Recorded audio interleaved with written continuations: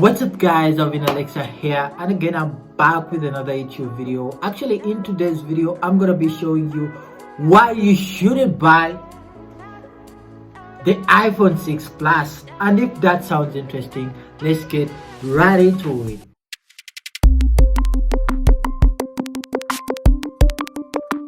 Audio Jungle.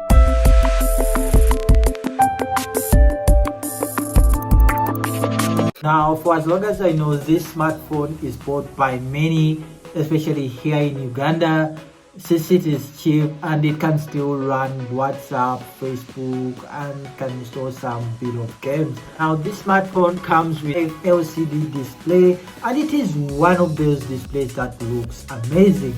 The screen is really bright, and that way you won't have to worry about glares even if it is really too bright.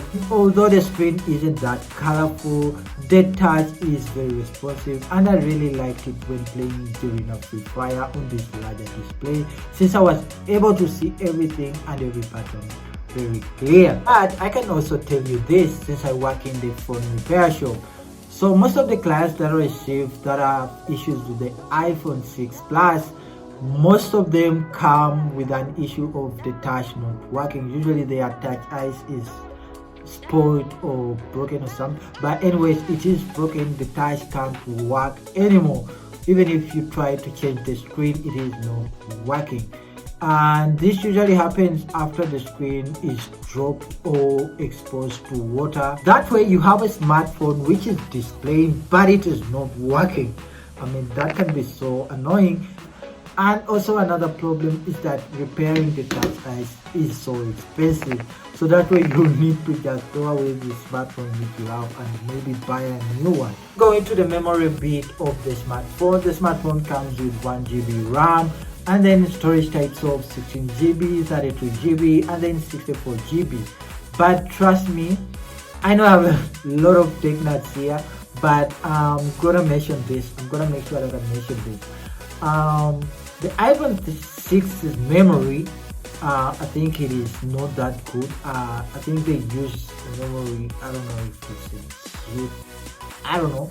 But most of the clients that have tried to reset the phone default settings, they usually experience an issue of the smartphone getting stuck at the Apple logo.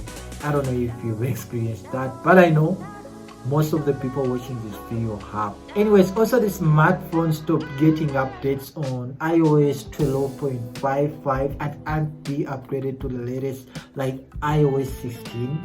But still you can install your social media apps like Facebook, WhatsApp, and also play some games.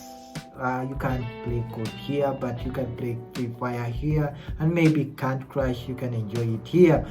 And also you won't be able to get dark mode or night shift or something like that. Now, going to the battery, I was able to get around 8 to 9 hours of battery life while surfing around the web, and then I was able to get around 3 to 4 hours while playing my video games. So it's cool. Now, for an old smartphone like this, I don't expect that much from the camera, so I took some photos from its 8 megapixel camera, so you can see that it is not that good from the front camera. And then here's the picture for the selfie camera. Man, I look weird. Anyways, I took it.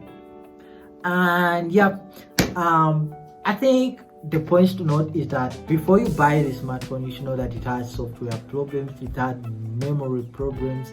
And anyways, if you're okay with getting a phone that can last for a year only, because I know it can't exceed a year if you have it right now, you can buy it, but I don't recommend it at all, to be honest. Now, that's it in today's video. If you found something informative, please make sure to drop a like on this video, and if you have any question or something, I'm always there to reply to comments leisurely, so you can leave down a comment. I'll be able to reply to it. Also, make sure to check out our website, and with that said, till next time,